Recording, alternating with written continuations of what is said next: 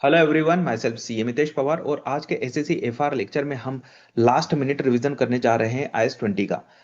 इसमें हम सारे ट्रिकी पॉइंट्स कवर करेंगे आईएस 20 के। तो चलो स्टार्ट करते हैं।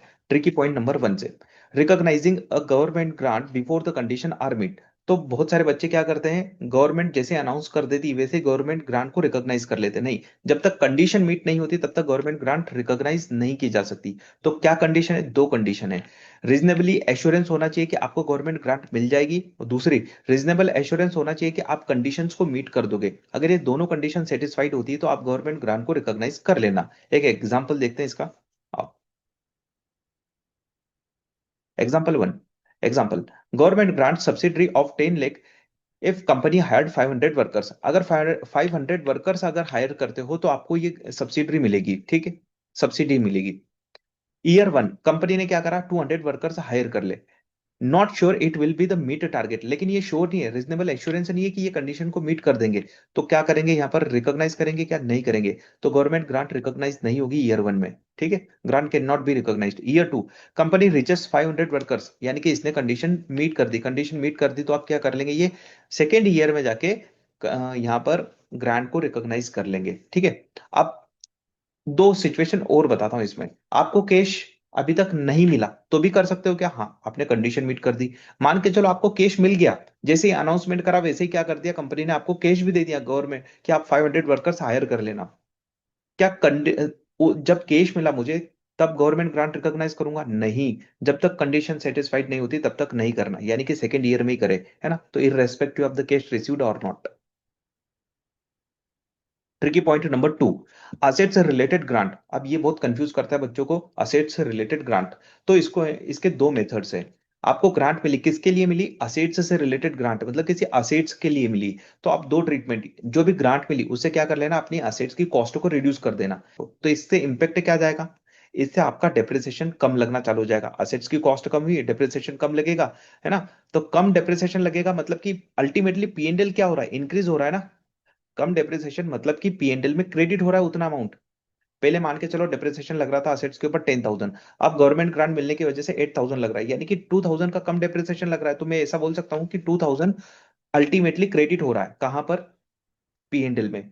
तो ये 2,000 क्या है, एक्चुअली सब्सिडरी है। ठीक है, सॉरी सब्सिडी है।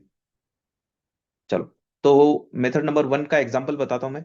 पहले तो देखो, पीपी की कॉस्ट कम हो जाएगी, इसकी वजह से डेप्रिसिएशन कम हो जाएगा। और grant impact spread over the useful life. और इसका क्या हुआ, ग्रांट एक साल में बुक नहीं हो रही, ओवर द पीरियड हो रही है ना। जितने साल में डेप्रिसिएशन जा रहा है उस उतने सालों में, इसको बोलते हैं सिस्टमेटिक अलोकेशन। एग्जाम्पल, असेट्स की कॉस्ट है यहाँ पर 1 CR, ठीक है। और ग्रांट कितनी है, 20 लाख है। कैपिटलाइज्ड कॉस्ट, कैपिटलाइज कितनी करेंगे यहाँ पर, मतलब कि हमने ग्रांट को क्या कर दिया, रिड्यूस कर दिया। तो अब बचा कितना अमाउंट, 80 लाख। तो 80 लाख को हम क्या कर देंगे, अब डेप्रिसिएट करते जाएंगे over the period of life. तो देखो, यूजफुल लाइफ है 10 ईयर्स, डेप्रिसिएशन हर साल लगेगा 8 लाख। अगर मान के चलो एक ग्रांट यहां से माइनस नहीं करते तो डेप्रिसिएशन कितना लगता, 10 लाख लगता ना। ठीक है। अगर ग्रांट हमें मिली नहीं होती तो कितना लगता, 10 लाख। लेकिन ग्रांट मिलने की वजह से अब कितना लग रहा है, 8 लाख। यानी कि हम हर साल क्या कर रहे हैं, 2 लाख गवर्नमेंट ग्रांट के नाम से पीएनएल में ले जा रहे हैं इनडायरेक्टली। नाम नहीं लिखेंगे वहां पर गवर्नमेंट ग्रांट, वो ऑटोमेटिकली जा रहा है, हिडन है, छुपा हुआ है, ध्यान रखना। Method 2, deferred income approach. Deferred income approach में हम क्या करेंगे, हम नाम लिखेंगे अब पीएनएल के क्रेडिट में गवर्नमेंट ग्रांट। कितना, लेकिन पूरा की पूरा नहीं, सिस्टमेटिक बेसिस पर इसको अलोकेट कर दो over the useful life of the sets. देखो एग्जांपल, असेट की कॉस्ट, वही एग्जांपल लेते हैं। 20 लाख की आपको क्या मिली, गवर्नमेंट ग्रांट, यूजफुल लाइफ है 10 ईयर्स। तो ग्रांट रिलीज्ड पर ईयर कितने करोगे, 20 lakh divided by useful life of the assets 10 years, तो 2 लाख। देखो अब नाम से लिख रहे हो, पीएनएल कितने से क्रेडिट हो रहा है, 2 लाख से, लेकिन डेबिट कितने से हो रहा है, डेप्रिसिएशन। डेप्रिसिएशन 10 लाख लग रहा होगा। तो अल्टीमेटली कितना हुआ, 10 डेबिट, 2 क्रेडिट, तो अल्टीमेटली 8 ही आपका डेप्रिसिएशन लग रहा है।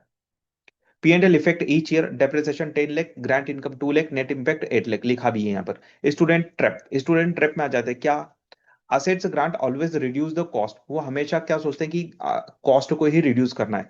या grant always goes to the deferred income, नहीं, ऑप्शन है हमारे पास। Both method allowed, must be applied consistently, IFRS does not prefer one over other. मतलब हमारे पास ऑप्शन है, कोई सा भी चूज कर लो, लेकिन जो भी चूज करोगे उसको कंसिस्टेंटली फॉलो करो। Next, tricky point number 3, income related grant, incorrect timing of recognisation. अभी इनकम से रिलेटेड जो ग्रांट आती है ना, उसका रिकॉग्नाइजेशन तो कर लेते बच्चे एज ए इनकम, लेकिन है ना टाइमिंग उनकी गलत होती है, मतलब किस ईयर में उसको ले जाना है, तो स्प्लिट करना चाहिए ना हमें कंडीशन के अकॉर्डिंग। चलो देखते हैं। Recognise grant income over the period in which related cost are incurred. तो गवर्नमेंट ने बोला कि आपको क्या करना है, अपने एम्प्लॉयज को 10% हायर सैलरी देना है, या फिर आपको हर साल नंबर ऑफ एम्प्लॉयज इंक्रीज करना है, तो उसकी वजह से क्या होगा, सैलरी एक्सपेंसेस बढ़ जाएगा हमारा। तो जिस प्रपोर्शन में सैलरी एक्सपेंसेस बढ़ रहा है, उसी प्रपोर्शन में आप गवर्नमेंट ग्रांट भी रिकॉग्नाइज करते जाओ। आप ऐसा मत करो कि जितनी मिली उतना पूरा पीएनएल में डाल दो फर्स्ट ईयर में ही, ठीक है। चलो एग्जांपल देखते हैं। Grant to train employ, employ को ट्रेन करने के लिए यहाँ पर ग्रांट मिली 12 लाख की। Training done evenly over the 12 month, 12 month में आपको क्या करना है, यहाँ पर ट्रेनिंग देना है, ठीक है। तो हर मंथ क्या करोगे, ग्रांट 12 लाख डिवाइडेड बाय 12, तो यहाँ पर 1 लाख की ग्रांट आपको रिकॉग्नाइज करना है हर महीने। तो आप बोलोगे ये तो पूरे साल भर में 12 होगी, तो क्यों अलग अलग कर रहे, हो सकता है ना गवर्नमेंट ग्रांट आपको 6 मिड ईयर में मिली हो, तो करंट ईयर में कितना जाएगा, ओनली 6 मंथ का जाएगा ना इनकम, और नेक्स्ट नेक्स्ट अगले साल तो आप क्रेडिट क्या करोगे फिर, मेरी बात सुनना। आपको गवर्नमेंट ग्रांट मिली 12 लाख, करंट पीरियड 6 लाख आपने क्या कर लिया, रिकॉग्नाइज कर लिया। अब 6 लाख बचा है ना बैलेंस, क्रेडिट बैलेंस बचा है, डेफर्ड इनकम लाइबिलिटी दिखाते हो आप। चलो नेक्स्ट। तो यहाँ पे देखो ईच मंथ हम रिकॉग्नाइज करेंगे 1 लाख, ठीक है। नेक्स्ट आते हैं tricky point number 4, non monetary grant. Non monetary grant मिल रही है, मतलब गवर्नमेंट ने आपको लैंड दे दी या कोई बिल्डिंग दे दी, है ना, तो ये क्या हो गई, नॉन मॉनेटरी ग्रांट हो गई। Free land, free building. Rule, non monetary assets grant must be recorded at the fair value not zero. तो हम ऐसा नहीं बोलेंगे फ्री में मिल रही है तो जीरो रिकॉर्ड ही मत करो, जीरो पर रिकॉर्ड नहीं होगी, किसी न किसी वैल्यू पर करना पड़ेगी, तो फेयर वैल्यू पर रिकॉर्ड की जाती है। Next tricky point number 5, repayment of government grant. बहुत बच्चे कंफ्यूज होते हैं, बहुत सिंपल सा है। पेमेंट किससे, मतलब गवर्नमेंट ग्रांट किससे रिलेटेड, आइडेंटिफाइड करो, असेट्स से या इनकम से। असेट्स से तो दो केसेस। अब आपने कौन सी मेथड लगाई थी यहाँ पर, डेफर्ड इनकम वाली या फिर नेट असेट्स वाली। नेट असेट्स वाली, तो आप क्या करोगे, सिंपल सी बात है, जब आपने नेट असेट्स के केस में गवर्नमेंट ग्रांट रिकॉग्नाइज करी होगी तो क्या एंट्री करोगी, सोचो। गवर्नमेंट ग्रांट को आपने डेबिट करा था और प्रॉपर्टी प्लान एंड इक्विपमेंट को क्रेडिट कर दिया था, ठीक है। अब रीपेमेंट करना है तो क्या करोगे, पीपी की कॉस्ट बढ़ा दोगे और क्या करोगे, यहाँ पर गवर्नमेंट ग्रांट लाइबिलिटी क्रिएट कर लोगे। क्या करोगे, गवर्नमेंट ग्रांट लाइबिलिटी क्रिएट कर दोगे और फिर उसका पेमेंट कर दोगे। Government grant liability account debit to cash, है ना, ठीक है। सेकेंड केस, अब इसका इंपैक्ट क्या जाएगा, ऑब्वियसली बात है, अब आपकी कॉस्ट बढ़ गई तो आपका डेप्रिसिएशन अब ज्यादा लगना चालू हो जाएगा, यानी कि एडिशनल डेप्रिसिएशन लगना चालू हो जाएगा, ठीक है। Second second case, deferred income approach. तो आपने क्या करा होगा, कॉस्ट को रिड्यूस नहीं करा होगा, यानी कि डेप्रिसिएशन एज यूजुअल जैसा लगता है वैसा लग रहा है।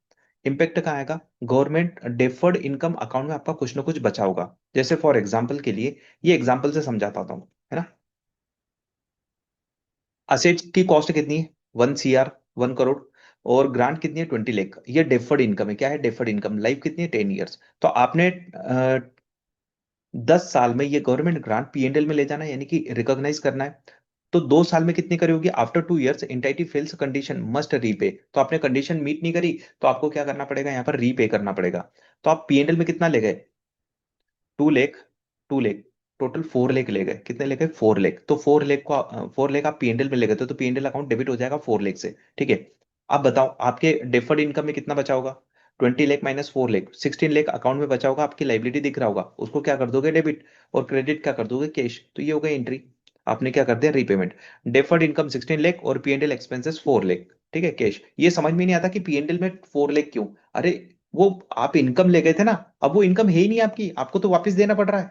जो आपने इनकम माना था वो एक्चुअल में इनकम तो है ही नहीं आपकी, आपको वापस से रीपे करना पड़ रहा है। तो आपने पहले पीएनएल को बढ़ाया होगा पिछले 2 सालों में, अब पीएनएल को घटा दो, वापस से कम कर दो, इसलिए यहाँ पर पीएनएल क्या हो रहा है, डेबिट हो रहा है, ठीक है। चलो नेक्स्ट, केस बी पर आते हैं। केस बी में क्या बोल रहे हैं, जो रीपेमेंट रीपेमेंट करना पड़ता है हमें इनकम का, तो उसका क्या करें, rule, repay the grant and the charge repayment to the PNL immediately. हमने क्या करा होगा जब गवर्नमेंट ग्रांट मिली होगी, तो बताओ जरा, पीएनएल को क्रेडिट करा होगा, cash account debit to government grant, और फिर आपने क्या करा होगा, इस गवर्नमेंट ग्रांट को डेबिट करा होगा और क्रेडिट करा होगा पीएनएल, है ना, ये प्रॉपर एंट्री। अब जब रीपेमेंट करना है तो क्या करोगे, P&L को डेबिट करोगे, एक्सपेंस मानोगे, और क्रेडिट क्या करोगे, गवर्नमेंट ग्रांट लाइबिलिटी। अब इस लाइबिलिटी का पेमेंट कर दोगे, that's it. Example, grant for the salary, आपको इनकम से रिलेटेड है, 10 लाख की ग्रांट मिली थी, entity must repay entire amount, expense in the P&L 10 lakh, that's it. चलो next, tricky point number 6, grant related to the future cost.